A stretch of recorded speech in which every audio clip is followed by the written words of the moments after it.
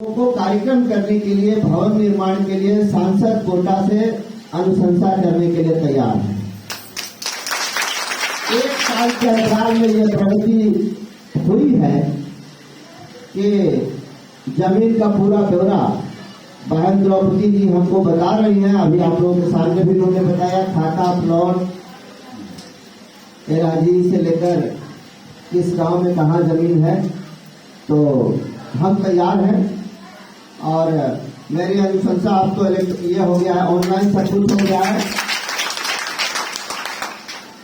कल से परसों तक मेरी अनुशंसा भवन निर्माण के लिए, अरे एसपी चंदौली का फोन है, कहा आप भाषण दे रहे हैं, 5 मिनट में करते। तो ये तो हो गया, ये मेरे अधिकार क्षेत्र की बात है, इसमें हमको किसी से पूछना नहीं है। इसलिए कल ही हम औरंगाबाद में रहेंगे, तो कल ही हम इसकी अनुशंसा कर देंगे। इसमें हमारे किसी भी हमारी पार्टी के सीताराम जी कोई ऑब्जेक्शन नहीं, मंटू जी कोई आपत्ति नहीं, कोई आपत्ति नहीं। इनकी तो माँ भी मुखिया थी, तो ये तो ऐसे ही नारी शक्ति के उपज है, सब कोई नारी शक्ति का ही उपज है। सब जगह जगह तो बताई थी, थाना के बगल में। हाँ ठीक है, ठीक है, हाँ ठीक है। दूसरा जो और कई मांग द्रौपदी जी के माध्यम से अभी सामने आया है। एक बात हम एक मांग के विषय में चर्चा करना चाहेंगे। जो मुख्य सड़क से प्रखंड कार्यालय तक जाने का जो रास्ता है, उसके लिए हमने नक्सल फंड और खनन विभाग के फंड, दोनों फंड के मालिक जिलाधिकारी होते हैं। उसके लिए जो कमेटी है उसमें सांसद सदस्य नहीं है, हम उसके मेंबर नहीं हैं, तो हमको अनुशंसा करना होता, उनसे आग्रह करना होता।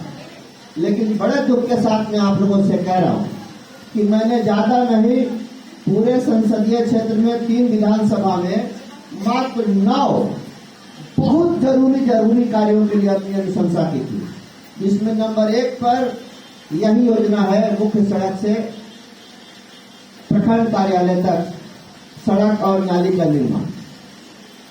बांकेबिहार प्रखंड में और भी 2-3 योजनाएं हैं, सिंचाई की, पुल की। क्योंकि सरकार हम लोगों की नहीं है, हम लोग राज्य में विपक्ष में बैठे हुए हैं। हमारी जनहित की, अपने लिए नहीं मांगा था, जनता के लिए मांगा था, अपने इलाके के विकास के लिए मांगा था। एक भी योजना की स्वीकृति नहीं, एक भी योजना की स्वीकृति नहीं हुई।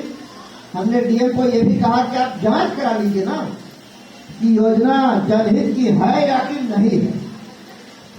प्रखंड कार्यालय तो पूरे प्रखंड के हर पंचायत के लोगों को जाना है। ऐसा तो नहीं है कि इस पर इस सड़क बन जाएगी तो केवल एमपी जाएंगे प्रखंड कार्यालय। लेकिन एक बड़े दुख के साथ कहना पड़ रहा है कि एक भी योजना की स्वीकृति अभी तक साल भर से ज्यादा हो गया नहीं, जिसके चलते समस्या बनी हुई। आपने सिंचाई योजना की भी बात की है और आपने पुल निर्माण के लिए भी कहा। हम आपको बताना चाहते, पुल निर्माण यदि आप लोगों के सभा भवन के जैसी छोटी योजना होती तो यहीं से कह देते कि हम कल अपनी अनुशंसा देते। लेकिन पुल का निर्माण करोड़ों रुपए की लागत से होगा, वो बड़ी योजना है। उसके लिए या तो नक्सल फंड से बने, खनन विभाग के फंड से बने, या फिर राज्य सरकार पुल निगम। तो पुल निगम कमल जी एक एजेंसी है, मालिक नहीं है। सरकार कहती है कि ये पुल बना दो तो निगम उसको बना देता है, निगम के पास इंजीनियर रहते हैं, पैसा सरकार देती है। हम एक बात आप लोगों को बताना चाहते हैं, ये सरकार कितनी निकम्मी है।